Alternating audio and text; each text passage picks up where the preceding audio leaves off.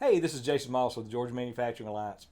Really excited to share with you the Manufacturing News Network. This webpage is put together specifically to help industry professionals learn best practices and stay up to date on the current events that are impacting businesses as it relates to the coronavirus. Um, Stay online. Be sure that you register for some of the upcoming events that we've got lined up each week. On Mondays at 10 o'clock, we're going to do a town hall. It's open to everybody.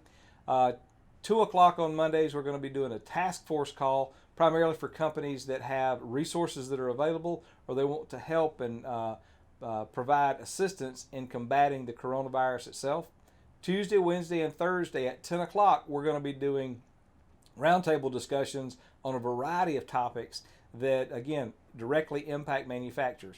And on Friday, we're going to do a 4 o'clock Fun Friday. It's a pretty interesting, kind of casual, laid back environment where we can just network and socialize. So we hope that these tools and these resources will be beneficial to you and your company.